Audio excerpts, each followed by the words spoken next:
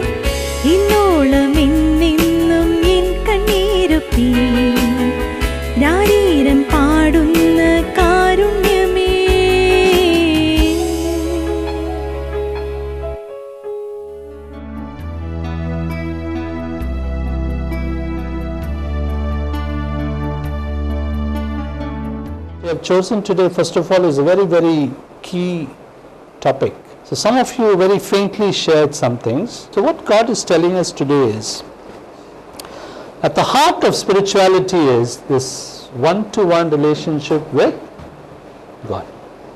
One-to-one. Me and my God. Unless this happens, everything doesn't make really sense. So how do you build this one-to-one relationship with God? Search is a very, the story of a little boy was playing hide and seek with his little brother, boy and girl. So it was a turn of the boy, to go and hide somewhere. The sister had to search. So she was closing and counting 1, 2, 3, 4. By this time the little boy had to go and hide somewhere. So this little boy went and hid the younger brother, hid himself in a very nice place. He was waiting for a long time, but his elder sister did not find him. Initially he was very happy. He said, I'm really hiding in such a nice place. My sister has not found me. After some time, he just peeped out of the place and he saw a sister playing some other game. Then he got very upset. I was hiding and she didn't search for me. So one of the important things is search. Search means how? The story told of a man who came and told the guru, I want to find God. So what did this guru do? He took this man to a river and put his head under the water, kept him deep down under the water. And the man was gasping. I said, I wanted spirituality. This man is putting me under this water like this. What is wrong? First he thought, okay, baptism or something, but then it was not bringing him out. He was gasping for breath. He was about to die and this man brought him out. And the guru looked at this man and said, the day you search for God like you're searching for air now to breathe, that day you'll find God. For many of us, our search has become very,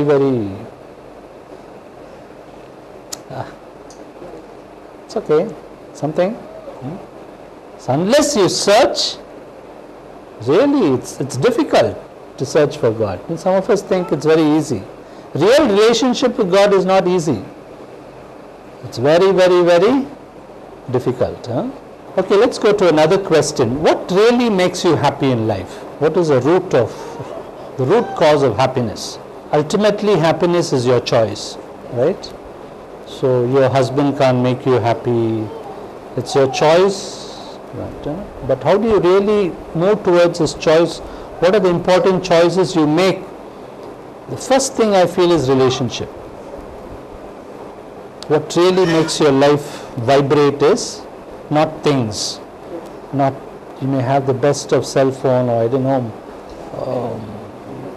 At the end of it, you want to change it. I mean, the car you have, the house we have, these things. But what can really make you happy is relationship. Good relationships. And at the heart of this good relationship is your relationship with God. So the starting point of happiness is a very good relationship with God. Very personal, intimate, and if you allow God to take control, then whatever happens in life, when you go to sleep, you will be peaceful. This I've experienced in my own life. If your relationship with God is really genuine, most of your relationship with others will be genuine. But I feel today, a lot of our relationship with God is not genuine. So this is one area we have to work. The second thing which makes us happy is a sense of purpose. Okay? That I exist for something great. I have to make the choice of making my life meaningful, a sense of purpose. Somebody has started this group. It's a great sense of purpose. If supposing even just 5 couples come out well from this, it's already a great achievement. So a sense of purpose. A lot of people are living without a proper sense of purpose. Supposing you are a housewife and I say, God, I want to be the best housewife in the world. That makes you happy. If you are a teacher, she says, I want to be a good teacher because of you. Sense of purpose, maybe to climb the Himalayas. It's a sense of purpose.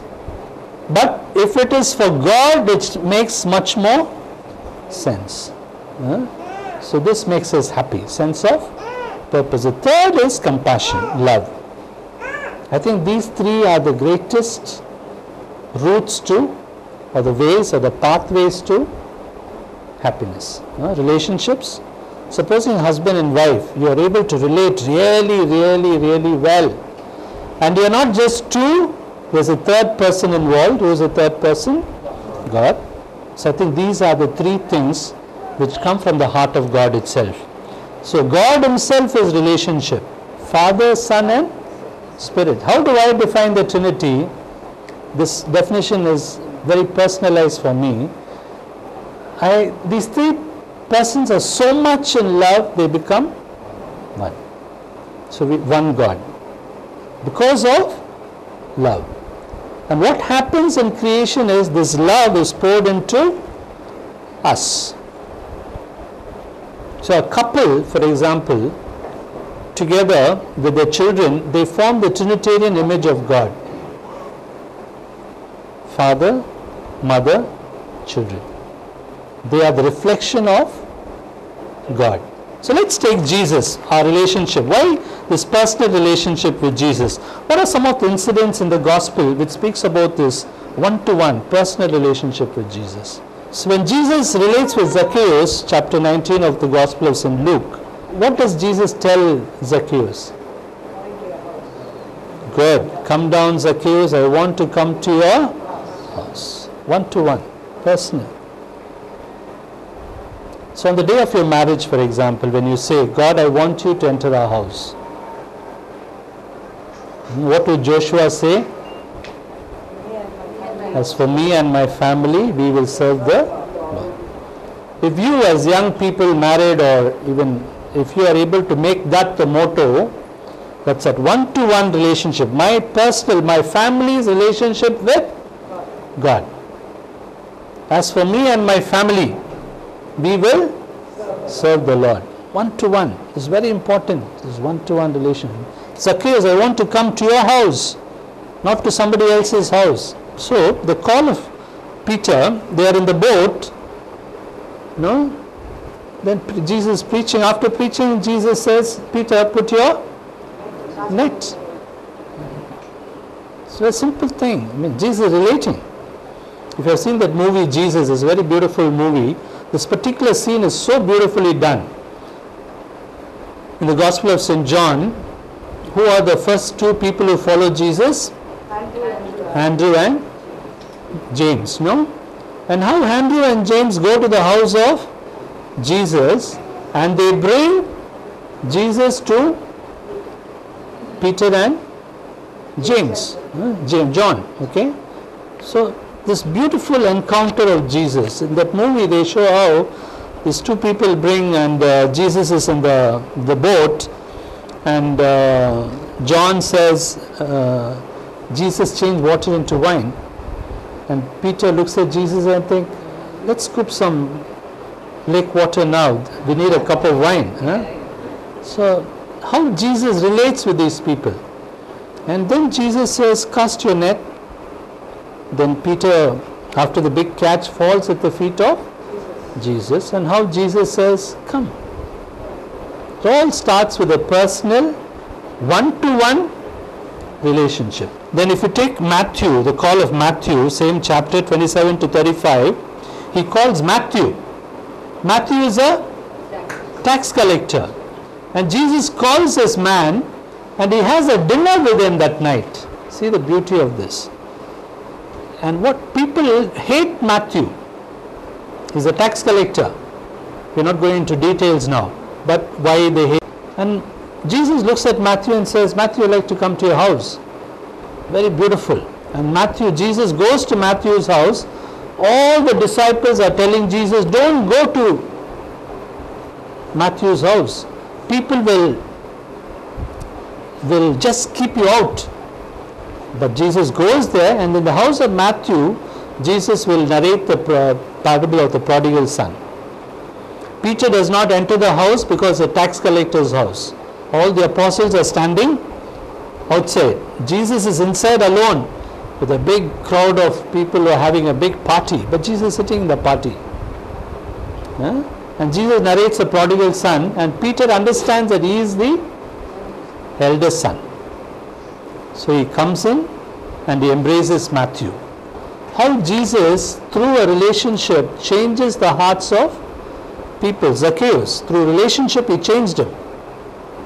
How did he change him? He was a rich man, but he just told Jesus, I will give half of my property to the poor. And whoever I had defrauded in my life, cheated 4 times. So, relationship of Jesus. Jesus and the rich man, especially in Mark 10. What does the rich man say? What should I do? Then what does Jesus do? Looks at him intently and loves him. He looks into the eyes and loves him. Relationship. Chapter 10. What is famous in Luke chapter 10? Good Samaritan. After the Good Samaritan, there is something very, very beautiful. What? Mary and Martha. Martha is busy. Mary is at the feet of Jesus. So when Martha complains, because hospitality is preparing a lot of food, but Jesus says Mary has chosen the better part, not best, better. That cooking is not out of the thing, but more than cooking, it's your love for me. There are many places a beautiful dinner will be there, but it will be cold. Not the food, but the attitude. Jesus doesn't want that. He says it should be warm. She's sitting at my feet and listening to me. Impossible for a woman to sit at the feet of Jesus in the Jewish culture, but she sat. Impossible for a woman to meet at the well, but Jesus met. He broke all kinds of rules to show a good relationship matters. One-to-one relationship. Okay? Why does Jesus become a host? For a personal relationship. Nothing else could have really come into us. But sometimes our relationship with the Eucharistic Lord is very, very shallow.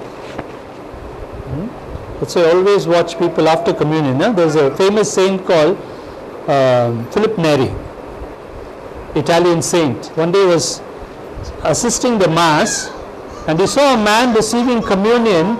After communion, he was just walking away from the church, not even kneeling down to thank Jesus. You are inside my heart. Then what did Philip Neri do? He called 2 altar servers.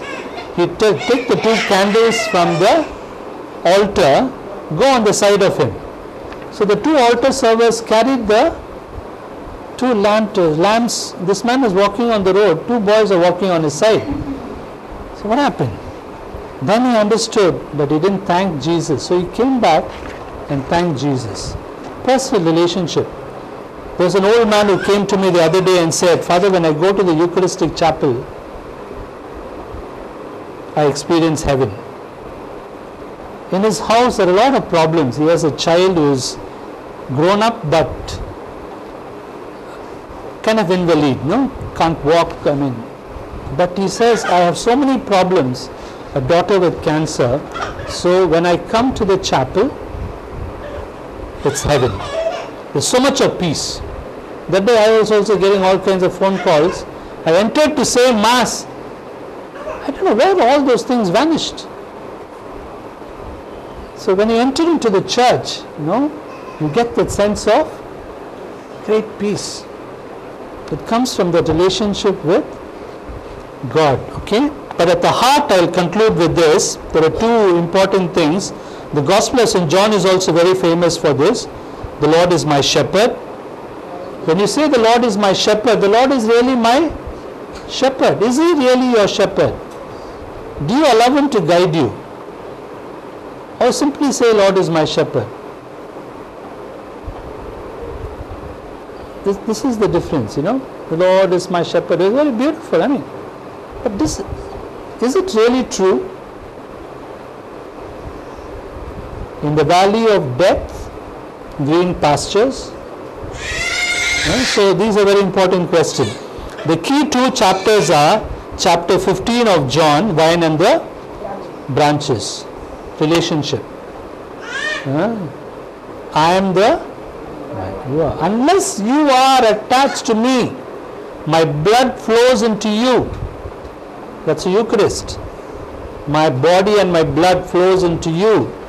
You will become nothing. And my dream for you is that you be happy. And how can you be happy? Only being attached to me. So we can go on and on and on about this. Another beautiful thing is chapter 21 of St. John's Gospel. What is that? Do you love me more than the others? A direct question. Jesus looks at you and asks, do you love me even more than your husband? Very dangerous question. You have to say yes or no. Do you love me more than your cell phone? So these are very tricky things. This is real faith. This is where we're going wrong. Then the supper, Jesus is sitting, the Last Supper, the Gospel of John, 13 chapter, 21 to 23. He says, I'm sad because you are going to betray me. Relationship. And then Peter looks at John. John is the closest to Jesus. John could put his head on Jesus' shoulder. So he says, you ask him, who is the betrayer? Relationship. So I think one of the most beautiful things for you and me is whether you can put your head on the shoulder of Jesus. So remember these verses, very, very important. And relationship, Jesus very clearly tells you, you keep my commandments. If you love me, keep my commandments. That's why I say relating with Jesus is not as easy as you think. We got into a wrong discussion. Relating with Jesus is very, very, very risky business. It's not clapping hands and no. You will obey my commandments. That's relationship. Ultimate thing of relationship is I obey you, Lord. I surrender. So to conclude, there are two nice things, two little stories I want to tell you. With that I conclude. The first story is about a lady who was asking her son, which is the most beautiful part of the human body. So the first son said, eyes, I think, Mummy, because without eyes you can't see. So no. Ears, because without ear there is no music, nothing. No. Heart, the seat of emotion, said no. The son went on guessing. One day this lady's daddy died, the little boy's grandfather. At the day of the funeral, she asked her son, which is the most important part of the body? She said, Mummy, your daddy is dead, my grandfather is dead. Now you are asking me which is the most important part of the body. So today you have to find the answer. She said, the shoulder is the most important part of the human body. A place where I can put my head when I am sad. So the beautiful part of the body which Jesus gives you is this shoulder. If you have a personal relationship with God, you have the capacity, the grace to put your head on his shoulder. Okay? So to conclude, there's this beautiful story which for me is maybe the most beautiful stories I've narrated in my whole life. The story of a man who used to come every day to church around mid-noon. And every day he would come to church, shabbily dressed, not very rich, and just stay for about 2 or 3 minutes So the sacristan one day came and told the parish priest, every day a man is coming just for 2 or 3 minutes. Maybe he's trying to steal, Father. Better check out. So the parish priest stopped this man and said, why are you every day coming for this 3 minutes? And the man said, Father, I work in a factory nearby. I get about half an hour lunch break. It takes me 10 minutes to walk to this church. If I walk a little faster, it takes 7 minutes. So walk back. I have about 3 minutes for my lunch and 3 minutes for Jesus. So I say a prayer. So what do you pray? The parish priest was saying. The man said, I pray like this, something like this. I just came again to tell you, Lord, how happy I've been since we found each other's friendship. And you took away my sin. Don't know much of how to pray, but I think about you every day. So Jesus, this is Jim checking in today. This priest felt so nice with this prayer. He went to the railing. He said, thank you, Jim. He went to the railing. His cold heart melted, and he used Jim's prayer. I just came again to tell you, Lord, how happy I've been since we found each other's friendship, and you took away my sin. I don't know how much of how to pray, but I think about you every day. So Jesus, this is me checking in today. So the priest began to say that prayer. And this relationship went on. After some time, old Jim didn't come for a few days, and few more days passed. He was a bit upset. So he went to the factory, and he found out that Jim was sick. He went to the hospital, inquired. The main nurse said, Jim is here, very sick, but he has brought such a change in this hospital. There's so much of joy, so much of peace in his ward. But only one thing, Father, I think we should do something about this. There's no relations, I think. Nobody comes to meet him.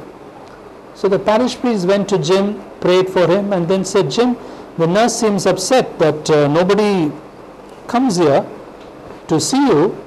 And Jim looks at him and says, no, Father. Every day he is here. At noon, a dear friend of mine.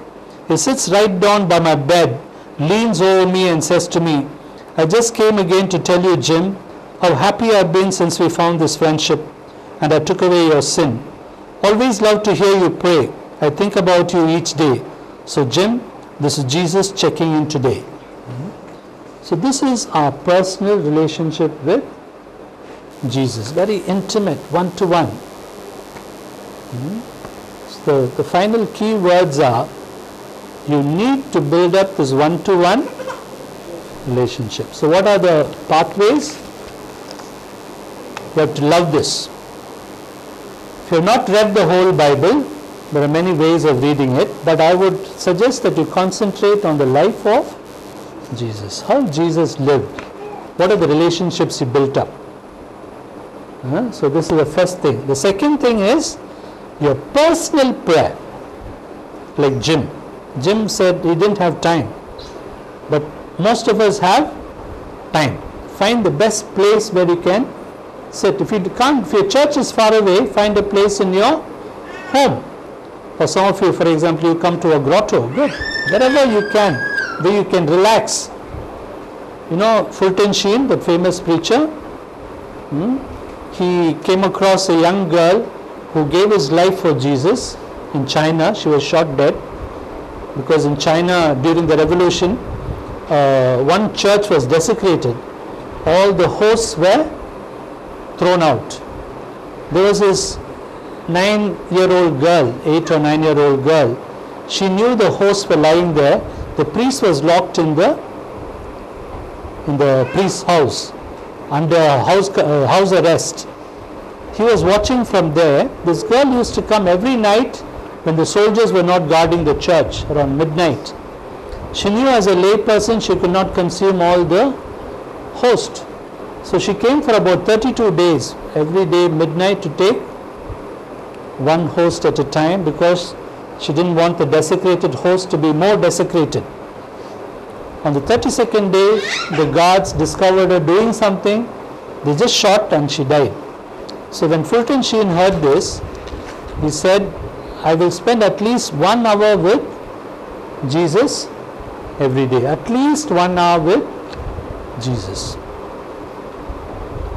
So the best thing you can give to Jesus is your time. You Okay, so Bible.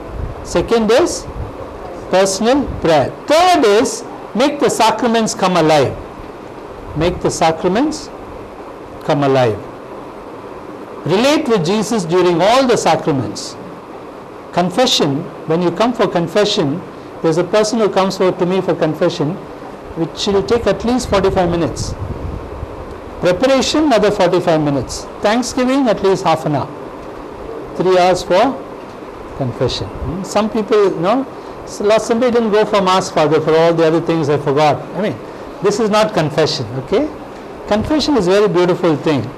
I think in Nugambakam parish also that actress came. I don't know what is a Tamil or Telugu actress. Mohini, I think. She came, this is what she said. I spent lakhs and lakhs of rupees as a Hindu for taking away my sins in pujas and things. But we Catholics, you just have to come for confession and your sins are forgiven. It's a relationship. It's a relationship, confession. So sacraments. Okay, third is love, compassion. You become more and more and more loving. Giving. How do you define love? What is love?